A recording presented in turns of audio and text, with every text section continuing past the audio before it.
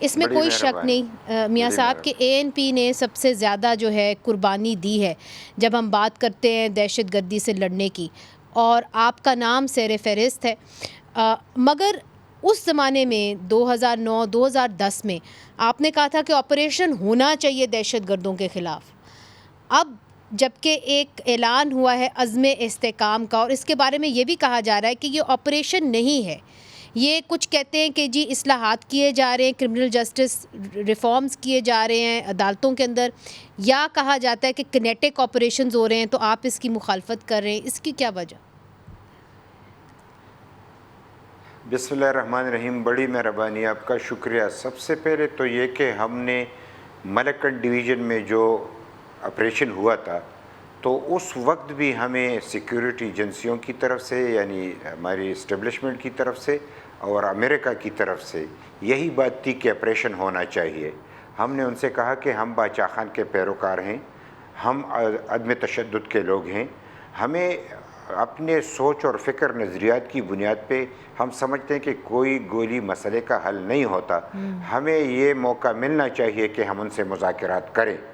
ہم نے مذاکرات کیے، ہمارے مذاکرات بھی کامیاب ہوئے، بڑی جتن کے بعد انہوں نے ہمیں یہ موقع دیا کہ آپ یعنی مذاکرات کریں، اور پھر ہم نے مذاکرات کی، اس پہ بھی لوگوں نے انگلیاں اٹھائی، لیکن اس کا سب سے بڑا فائدہ یہ ہوا کہ ہم نے تمام مطالبات مانے بشمول یعنی وہاں پہ جو یعنی نظام کے لیے جو انہوں نے بات کی تھی، اور پھر انہوں نے یہی کہا تھا کہ وہاں پہ یعنی شرعی نظام عدل رائج کیا جائے عدالتوں میں، تو ہم نے اسی کو یعنی رائج بھی کیا اور اس پہ بڑی انگلیاں بھی اٹھائی گئی۔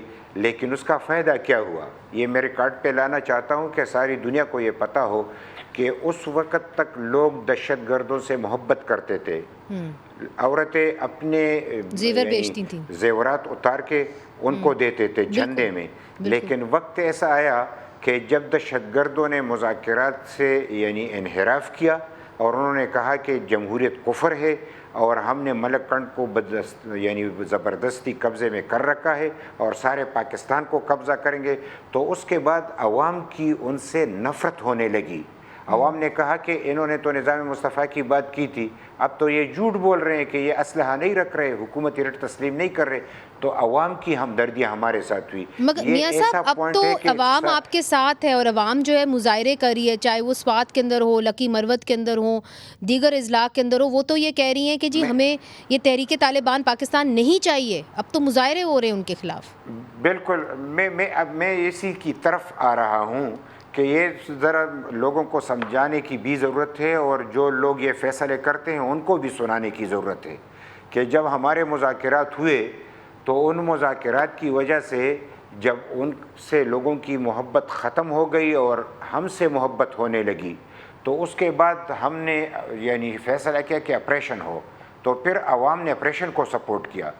25 لاکھ عوام آئی ڈی پیز بنے اور تاریخی مدت میں ہم نے ان کو واپس کیا، اور آج ملکنڈ کی امن ایسی ہے جو ساری دنیا میں ایک ہی سٹوری ہے، جہاں مذاکرات بھی کامیاب ہوئے اور آپریشن بھی کامیاب ہوا۔ آج وہاں پہ آپ سارے لوگ دیکھ سکتے ہیں۔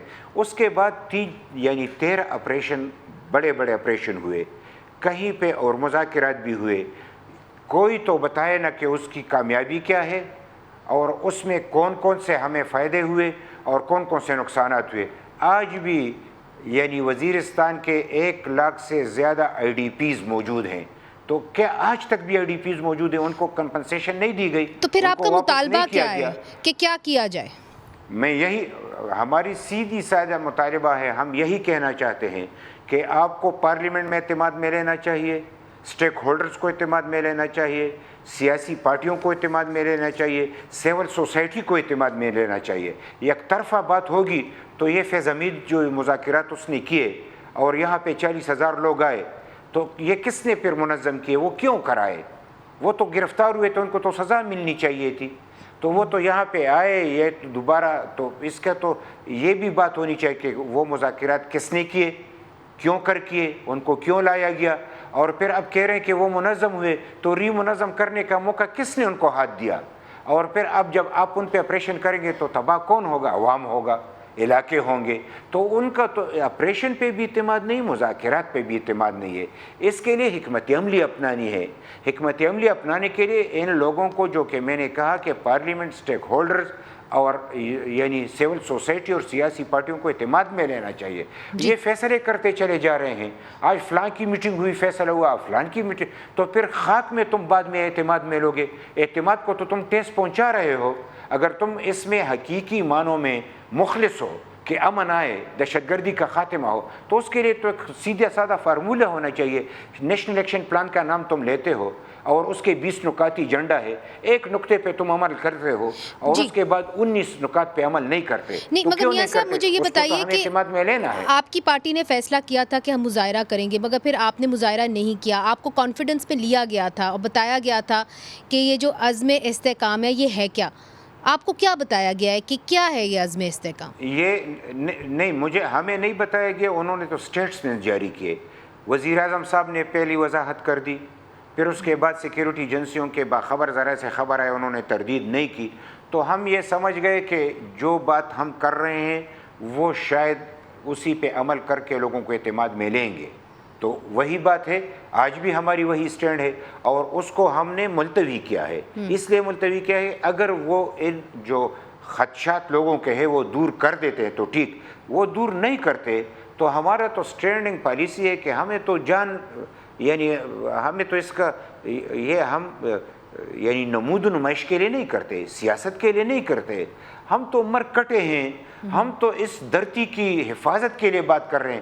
کیا وہ دن آپ کو یاد نہیں ہے جب اسلام آباد پہ قبضے کی بات ہو رہی تھی؟ تو کیوں اسلام آباد قبضہ نہ ہو سکا؟ اس لیے کہ یہاں پہ خدائی خدمتگاروں کی حکومت تھی اور ہم میدان میں کھڑے تھے.